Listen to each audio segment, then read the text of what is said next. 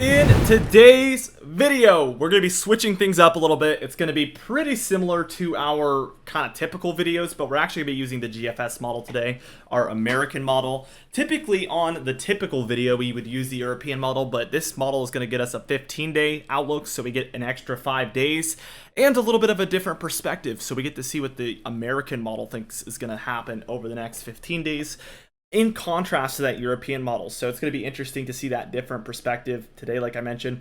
Be sure to check out our Prestige weather in the description and pinned comment down below, where we have early access up right now for our fall forecast and our winter forecast. That is up right now over there. It's only $5 a month. You can check it out today. We also offer weather consulting in there, a lot of different things. So if you want to talk with a bunch of weather people, definitely it's worth checking out. And we do weekly calls to you guys for now. We're trying that out right now, so you can sign up to get a weekly call from one of us on the weather team. So it's certainly a cool opportunity, all for $5 a month. It's unbelievable. Anyway, let's get into things. And we're taking a look at the past 30 days here, actually, and we can see that there is cooler temperatures here in the east is what we've been seeing, and then cooler temperatures there in the west, with warmth for the most part in between here, where we've been dealing with a heat wave. So definitely it's the two coasts cold, warmth in between here, where it's been a brutally hot summer actually for the central states. A little bit of a switching it up here. We can see this is how the past 30 days of rainfall has looked. As you can see, similarly, we see kind of wet conditions here across some of the plains and the northern Rockies. A little bit neutral along the west, dry in the northwest, but then very, very neutral in the southwest. Very, very dry here across the Midwest, down through the south central United States. So we're talking 2, 3, 4 inches below average over the past 30 days. That means almost no precipitation possibly for some of these folks. So certainly been far, far below average precipitation. And then we've seen far above average precipitation here for the east, where activity has been just constant. And we do actually expect this to continue as well. We'll take a look at that in a minute, but it's crazy to think that we are going to actually add on to this. Crazy, crazy stuff here, guys. Now, let's go ahead and take a look here at that GFS model, and we're going to start out today on Thursday the 6th here. You can see plenty of storms here across the Gulf states, and then back up through the Ohio Valley, even into the Northeast here. We're seeing plenty of these storms, so certainly a very, very active pattern on the way is our expectation, even just today on Thursday. Friday, we see there's a couple of separate systems. We see this kind of low with an extended cold front potentially taking place here. And then we see another system here right behind it. So really, really sandwiched in like we were talking about yesterday with that activity. It all starts to mesh together by the time we're taking a look here at Sunday the 9th, Saturday the 8th into the Sunday the 9th kind of time frame here. We see plenty of activity here in the east. The areas that have already seen so much of that activity are continuing to see more here. As we reach later on Sunday, we can see this could be an actual stormier day for sure across especially these areas. We would be watching especially here in this pocket, and then this pocket here appear to be the two areas where you'd see the most activity according to this American model on Sunday, so we'll be watching for that. On Monday, we see a little bit more of an organized low developing, and this is going to be something to really, really watch out for, because this is going to be right over the Ohio Valley area, and we see storms developing all around. So certainly a very, very interesting pattern. We do see a 990 millibar low pressure system developing here in Canada, which is really, really strong for this time of year. But that one kind of innocently climbs up further north into Canada and does not really impact the United States that much at all.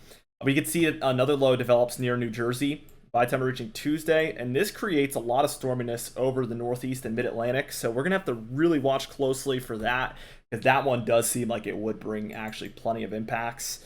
Now, by the time we're reaching Wednesday the 12th here, we could see a lot of storms developing here across the Gulf states, Ohio Valley, and the Northeast. It's pretty sporadic. There's going to be a lot of areas on a day like this that don't see storms. It's going to be very, very hit or miss is my perception of that.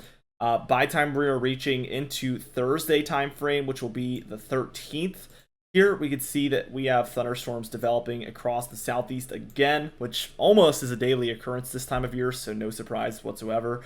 And then the Great Lakes, we're seeing a lot of these storms also developing here. Friday on the 14th, we can see that this 997 millibar low pressure center is wreaking havoc up there in Canada, and it has this extended cold front down here, extending all the way from the Rockies through the plains into the Ohio Valley and deep south, all the way up to the interior northeastern United States there on Friday, the 14th there. Now for Saturday, the 15th, what we see is this moves a little bit further south and a little bit further eastward here. So we see this pocket developing. So especially in here, we could be watching for severe weather. Also up and down kind of your eastern area from the Ohio Valley into the east. So that would be something to watch for. And we see this all kind of just comes together and brings a lot of storminess for the Gulf states and east. There even develops into a little bit of a stronger storm perhaps on Monday the 17th. We're getting into the extended range here by this point, so take this with a grain of salt. This is pretty far out, but specific details might be a little bit shaky to say the least. And we see these frequent storms continuing to move through the area all the way towards the 21st, so it doesn't look to end really anytime soon. We even see a storm moving here. So really this activity is going to be very, very persistent. Now let's take a look at that total precipitation. Okay, we have a lot of activity on the way. Probably 2 to 5, even 6 to 10 there in the browns. All of these areas are probably above average over the next 15 days in the red, or worse, the brown or the blues there. These areas are going to see tons of precipitation. Not only yesterday did we see the European model suggesting over the next 10 days we're going to see that above average activity, but now the American model saying the next 15 days are going to be insane with the amount of storms and the amount of precipitation we're expecting to see. So when it rains, it pours. We've seen above average activity in these areas already, and it looks like it's going to continue for the month of July, as we've already reached by this point the 21st, so a majority of the way through. We can tell, we see the writing on the wall here, that July is probably going to feature above average activity. Now, the temperature pattern here, starting out on Thursday today, we can see already colder temperatures taking place for the northern plains, upper Midwest. And what we see is warmer temps along the east there, and then also this positive PNA in the west with this cold shooting in the middle there. As you can see, pretty common stuff. This does move further eastward though, and by the time we're reaching Sunday on the 9th here, we can see this is extending further eastward, so some cooler temps on the way. And then what we see by Tuesday is very interesting. We have kind of this really far below average air mass, and then we have this Arctic blast up here. And my definition of an Arctic blast, by the way, is basically air coming from the Arctic region blasting into the eastern United States, because you'll hear a lot of people commenting probably, this isn't an Arctic blast, it's not even winter time, it's not going to be cold, yada yada yada. I'm not talking about specific temperatures, I'm just talking about air masses moving in from the Arctic regions and blasting in. What definition could be more fitting for that name than that? So I think that is the most appropriate way to use that term, and it's been how I've been using it, and it's how I'll continue to use it. We see this just continues to bring colder air all the way to the 16th here. That'll be a Sunday. We just see this continued cooler air taking place, and we really don't see any significant warming until we reach nearly the 20th. And something really big is happening here according to this American model. We see the warming really surging eastward here, and this would be the first time this has happened the entire summer, if this does take place. And then we see what the cold is doing is it's actually filling in the gap back to the west. So we're seeing maybe a negative PNA developing. We'll have to see. Yeah, so I mean, this looks pretty classic, like a negative PNA. Let me get to a daytime temperature. So maybe neutral PNA, but we do see these colder temperatures here, which would certainly encourage warmer air to surge eastward, and that is exactly what we're seeing here. So some pretty classic stuff, going to be interesting to track.